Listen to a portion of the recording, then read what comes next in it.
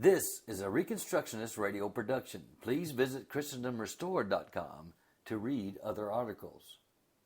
Christian Culture versus Clan Culture by Bojidar Marinoff, November 28, 2012. If the church fail in its duty, the temporal lords may rightly and lawfully deprive it of its temporal possessions, the judgment of such failure lying not with the theologian, but with the civil politician. Imagine a nation where such is the fundamental presupposition for all church-state relations.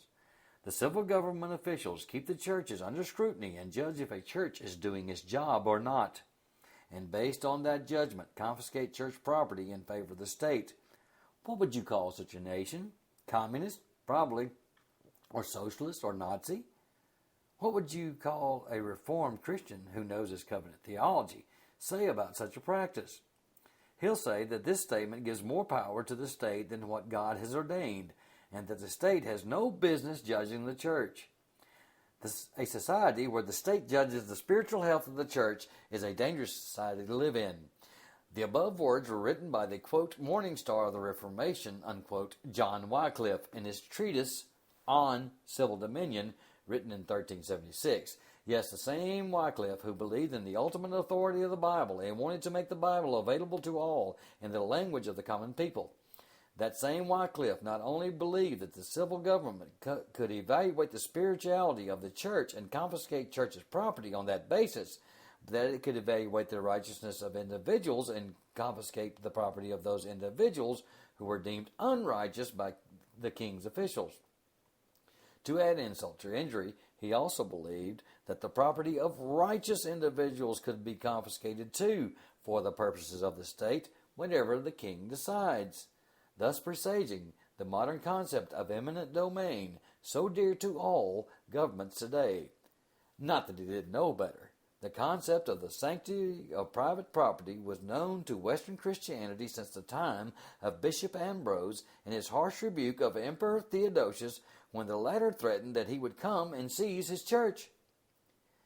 It is not lawful for me to surrender it, nor good for you, Emperor, to receive it. By no right can you violate the house of a private person. Do you think that a house of God can be taken away from him? If you hope for a long reign, submit yourself to God. Wycliffe knew very well that confiscation of property by the state amounts to theft and falls under the 8th commandment. He knew the story of Ahab and Naboth in 1 Kings 21. And he knew the principles transferred down by the Magna Carta, a Christian document which laid the foundation for English liberties, and especially Article 1 of that charter. So then, what made this righteous man, learned theologian, courageous reformer, entertain such totalitarian views so contrary to his better knowledge of Scripture and of Christian theology? He overreacted due to overzealousness. His reaction was against the church as an institution, as fallen and as rotten as it could be at the end of the 14th century. So mad was he would call for another institution, the state, to overstep its boundaries and impose a tyrannical rule over the church, which of course is the old pagan concept of the state as a priestly organization and of the ruler as a pontifex. If the Reformation had started with Wycliffe, we may have ended up with totalitarianism in the name of Christ much earlier than totalitarianism in the name of Marx. There was a reason why God postponed the Reformation for another 150 years. It is possible by the time of Wycliffe, the historical memory of evils of statism had faded enough for him not to worry about going to an extreme position in favor of it. In any case, Wycliffe was advocating one unbiblical social and cultural practice as an antidote to another unbiblical and social and cultural practice. In our day in America, the danger of statism is obvious to all Christians, and the historical memory of a church that overstepped its boundaries is quite fresh. What is lost is the historical memory of the pagan character of the family/folk culture, which the earlier church had to battle and vanquish in order to build a Christian culture. If Wycliffe lived today with his temperament, he would have probably swung the pendulum far to the side of the family, advocating family/folk culture as the solution to the social evils of our day. And he would have been disastrously wrong, just as he was disastrously wrong more than 600 years ago. But we don't need Wycliffe today to give us an example of overreacting due to overzealousness.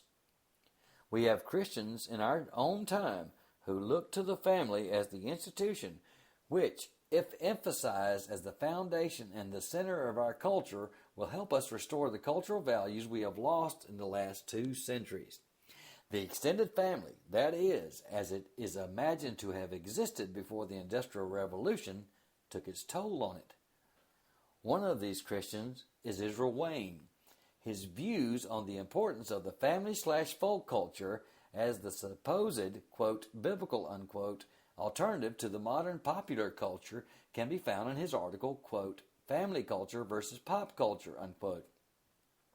I hate to have to criticize Israel, for I know he is a crystal pure character compared to me, a much better Christian in all respects, and a man I would be glad to give my life for.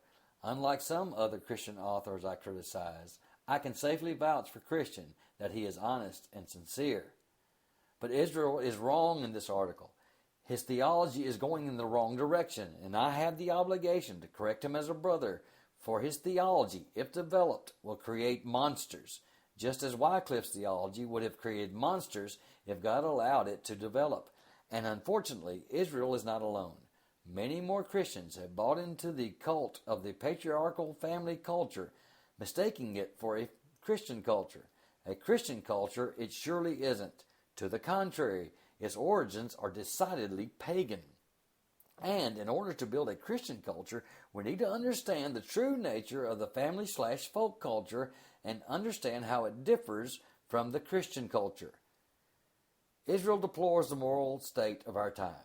He observes that we have lost that old extended family environment where all uncles and aunts and grandpas and grandmas and cousins and nephews and nieces and little Johnnies lived together in an idyllic serenity and peace in the same geographic place, and everything was just dandy until the Industrial Revolution came around and men left for the cities to, quote, join the workforce, unquote. And thus, the old social model, which was so family-friendly, was lost. Now we have the machines, the factories, and the father doesn't stay home all the time with his family because he has to go to work. In the old days, if the family wanted to play music, they made their own instruments and played together, and there was no long-distance instant communications to break to pieces this dream way of living. But we now have our pop culture, which has nothing to do with, quote, accountability, community, resourcefulness, and creativity, unquote, as the old family culture. This new popular culture is all about, quote, liberation, autonomy, spending aimlessly, and consumerism, unquote. Before I get to the theological analysis of that view, a few logical and factological problems with Israel's article must be pointed out. First, of course, he typed his article on a keyboard and published it on an internet site. He didn't scratch it on birch bark to read it to his uncles and aunts and gramps and nieces. This should be enough to show how much he values that old lifestyle. Second, he admits that this new, quote, pop culture, unquote, has given us a lot of good economic, quote, time-saving, unquote, resources which the old family culture couldn't produce. One wonders how it is that, quote, accountability, resourcefulness, and creativity, unquote, failed to produce such good things while, quote, spending aimlessly in consumerism, unquote, could produce them. I mean, he may be right about the imagined values of the old culture, but what exactly did those values produce? So that we know that they indeed existed in the old family culture. Third, Israel needs to learn some history. The breakdown of that old clannish culture happened much earlier than the Industrial Revolution or the war between the states. It happened as early as the 1500s in Calvinist Netherlands, and then in Calvinist Scotland, and in Protestant England, and in Puritan New England.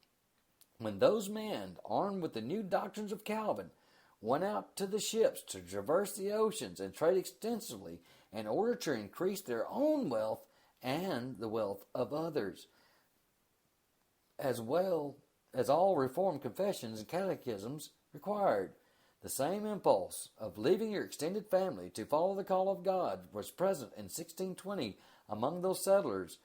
These first settlers refused to abide by the rules of the old towns and took their brides and moved west to settle new lands.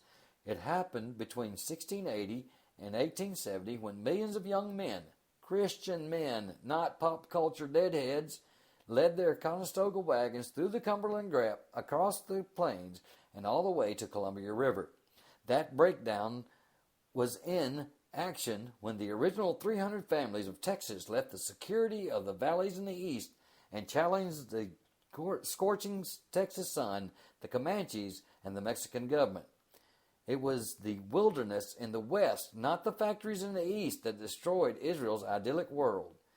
The western frontier broke extended families much faster and more efficiently than anything in eastern industry could. Fourth, Israel should keep in mind that the claim that the Industrial Revolution broke families is monstrously fallacious. Rural England remained demographically stagnant for years. It was the Industrial Revolution that created an unprecedented population boom, and that boom was in the cities, not in the countryside. Contrary to the modern perceptions, it was the British industrial workers who valued family more than anything else and married young and had many children. It was the British industrial workers who were the largest audience of preachers like Charles Spurgeon, leading Frederick Ingalls to admit that of all men, it was Spurgeon he hated the most. The countryside was lagging behind the cities, both in weddings and procreation. Israel needs to learn his history before he makes his claims. Not only didn't the Industrial Revolution destroy the Christian family, to the contrary, it gave it a boost stronger than any other social factor since the 1st century A.D. And fifth, Israel's description of the, quote, women's liberation, unquote, movement is rather shallow, and it doesn't even touch the true nature and reasons of feminism. The truth is, feminism wasn't a reaction against the Christian order for the family, and its goal wasn't to get the woman to the job market. Feminism was a reaction against the quasi-patriarchal order established on the ideas of the Enlightenment. Yes, you read that correct. The Enlightenment created a patriarchal order which kept the woman in the home and deprived her of the ability to apply her gifts and skills in the society. The women's liberation movement was a reaction against this patriarchal order, and the reason it went in the wrong direction was that the Christians weren't there to lead the charge against that patriarchal order. R.J. Rushdoony explains the problem in his Institutes, Chapter 7, pages 349 to 353. But let's get to the theological problems of Israel's thinking. To start with, Israel seems to have problems understanding the biblical view of culture. His view of culture is tribal. He says that culture is, quote, the accumulative sum of the beliefs and values of a people group, unquote. The central point here is the, quote, people group, unquote. And that's why Israel can speak of a, quote, folk culture, unquote. A culture that has something to do with genetic proximity of people. The beliefs and values are secondary, since he talks about the, quote, accumulative sum, unquote, without really stopping to think that one cannot, quote, accumulate, unquote, just any kind of beliefs and values. Such definition of culture is essentially materialistic, for it defines culture by the material factors, people group, folk, while the spiritual factors, beliefs and values, are simply lumped together into an amorphous mass called, quote, culture, unquote. This view is absolutely contrary to the Reformed view of culture. The Reformed view was summarized beautifully by Henry Van Til in his book, The Calvinist Concept of Culture. Quote, culture is religion externalized, unquote. From beginning to end, culture is the product of a faith statement.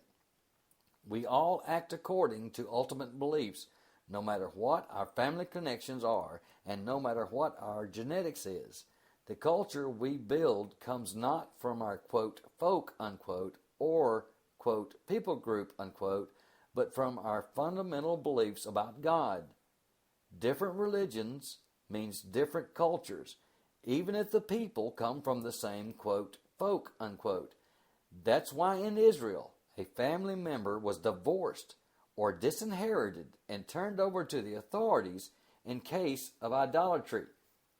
He was of a different culture now. The same religion means the same culture, even if the family origin is different. That's why Solomon could marry a Canaanite and Boaz could marry a Moabite. By placing their faith in God, Rahab and Ruth were now of the Hebrew culture. To make it simpler, according to Israel, the boundaries of a culture coincide with the boundaries of a, quote, folk, unquote, and whatever beliefs and values are in that, quote, folk, unquote, are mixed in one, quote, culture, unquote. According to the Bible, the boundaries of a culture coincide with the boundaries of a religion, and whatever peoples, families, tribes are within that religion are mixed in one people.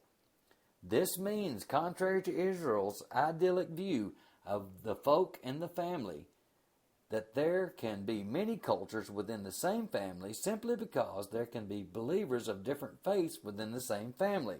There is no way the extended family can preserve cultural identity or pass on cultural identity simply because, first, the extended family is not a carrier nor an agent of such cultural identity, and second, within the same family, there can be multiple cultural identities depending on the faith of the individual members of that extended family. I don't know the personal circumstances of Israel's life, but I would suppose that his idyllic view of the extended family is based on his personal experience as an American in a nation where there is historical memory of a Christian culture, and therefore his extended family is at least nominally Christian, if not necessarily self-consciously, creedally Christian. From such cloister perspective, of course, it is easy to idealize the extended family as a carrier of culture. The picture I'd venture to propose wasn't that rosy for some other Wayne many generations ago who decided to break with the pagan faith, and therefore with pagan culture, of his, quote, folk, unquote, and to accept Christianity, which was becoming the popular culture at the time. I'd like to see Israel explaining to that earlier Wayne how it is to reject the popular culture and stick to the extended family and its family/folk culture. Or I want to see Israel go to those early Christians in Rome who were persecuted because, quote, they didn't adhere to the traditions of their own ancestors, unquote. That is, they weren't happy with their family/folk culture and had accepted that popular fad, Christianity, with its modern cultural ideas. Actually, there is no need for Israel to go back in time. He can go to the Balkans, or to Africa, or to Latin America, where the family/folk cultures are laden with paganism, occultism, and barbarity, and the popular culture is influenced by the West and by its nominally Christian worldview. And of course, even the modern family/folk culture in the U.S., while nominally Christian, is not necessarily truly Christian. And I would say there isn't necessarily much that needs to be preserved or cherished. In any case, the family is not a culture in itself, and it cannot be trusted at all times to provide a healthy culture. Jesus emphasized it many times. Matthew 8:21 through 22, 10:36, Luke 8:21, 14:26. Our Christian culture is not a family culture. It is a creedal culture, and the family has only a limited jurisdiction in it, just as the church and the state have limited jurisdictions. The family, extended or nuclear, must itself be judged by the creedal standards of the Christian faith, and if it falls short of them, its, quote, culture, unquote, is just as destructive as are the Christian cultures of statism or of churchism, and that culture must be rejected. The family/folk culture has no intrinsic value in itself, and more often than not in history, the family/folk culture was pagan culture, vehemently opposed to Christ. Read Fusildé-Coulanges, The Ancient City, to learn more about the pagan origins of the familistic patriarchal social order. The biblical social order is not based on the extended family. Romanticized descriptions like the following are not to be found in the Bible.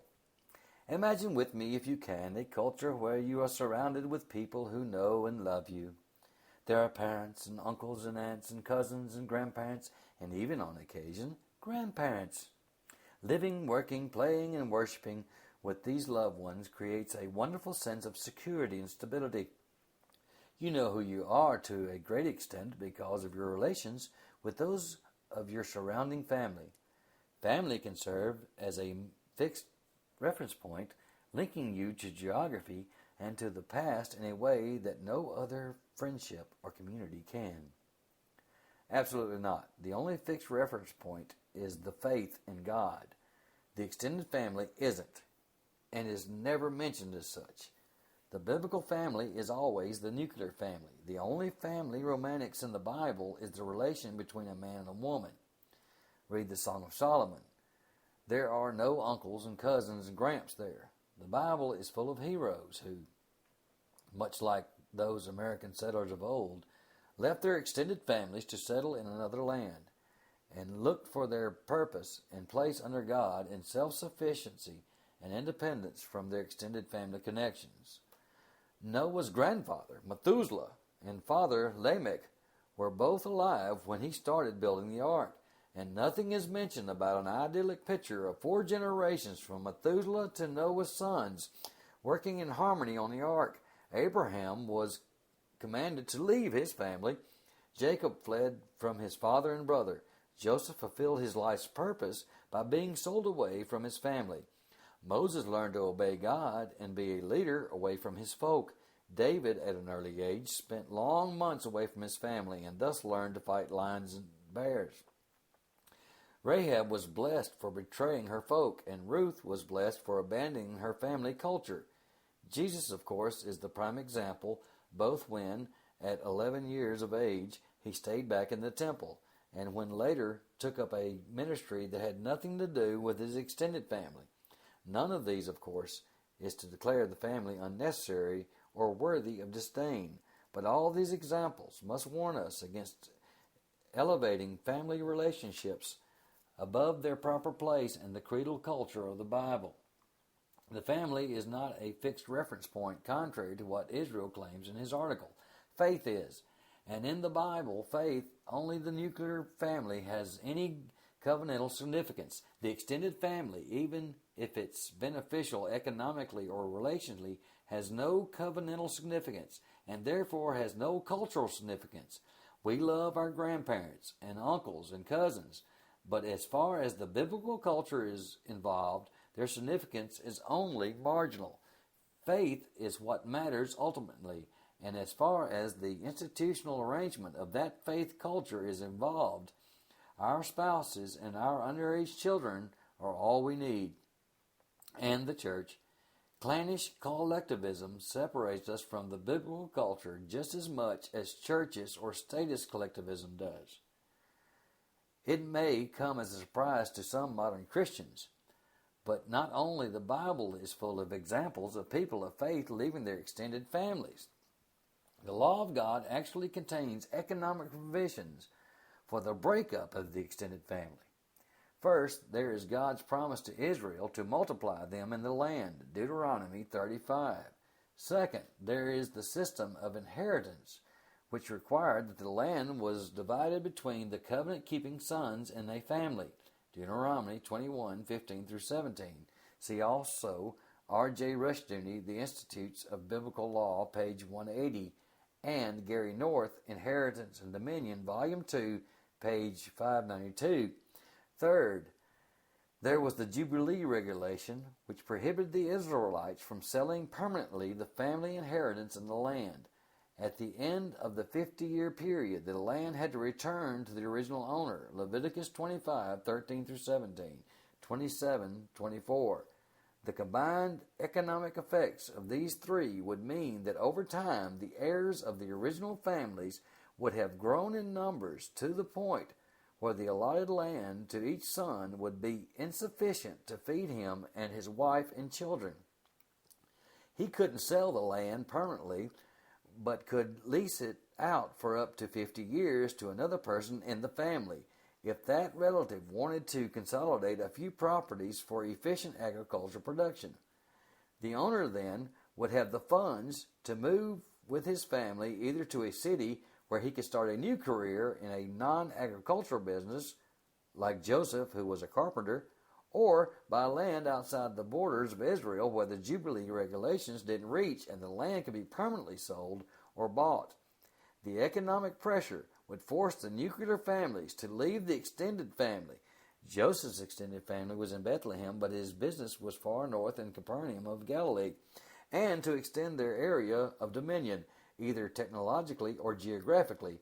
The Jewish diaspora in the antiquity was the largest movement of nuclear families away from their extended families, and it was copied much later by the Phoenicians and the Greeks and was originally were patriarchal societies, not to mention being copied by the American settlers between 1620 and 1890.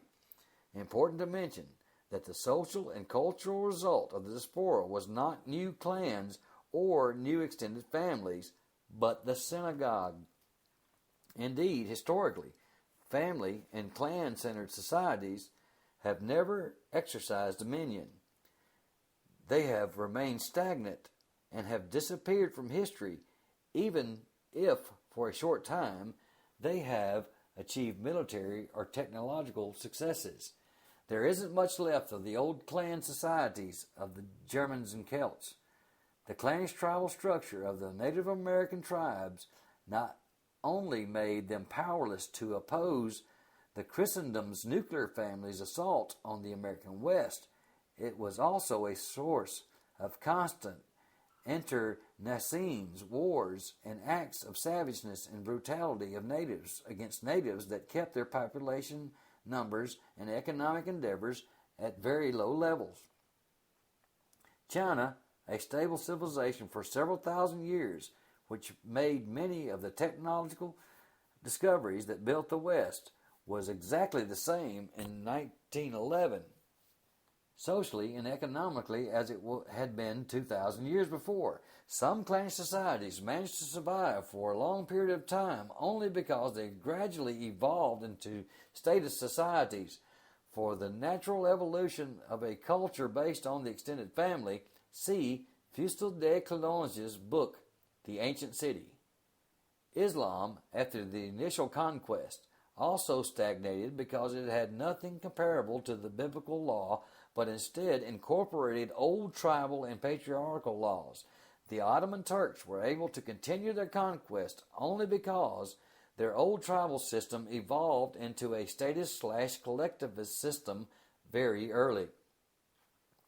The only cultures that were able to exercise long-term dominion, geographical, scientific, technological, literary, educational, were the Old Testament Judaism and modern Christianity, and especially Protestant Christianity. They followed the biblical model, nuclear families united not by the extended family, but by the institutional church or synagogue, in a creedal culture where the only fixed reference point is faith. Our modern industrial capitalism and economic globalization, with its unprecedented technological and economic growth, is not a force that developed independently of Christianity. Neither is a force hostile to Christendom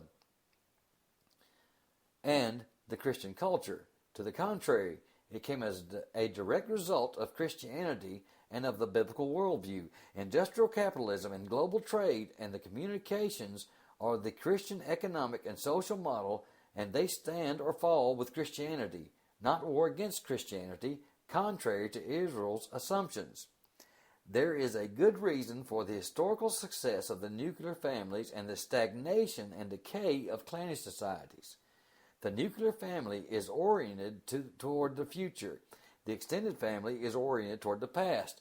When the family is defined as only a man and a woman and their underage children, the purpose of the family and the whole life of a family is naturally focused on bringing up these children and making them independent of their parents so that someday they fulfill Genesis 2:23 through 24.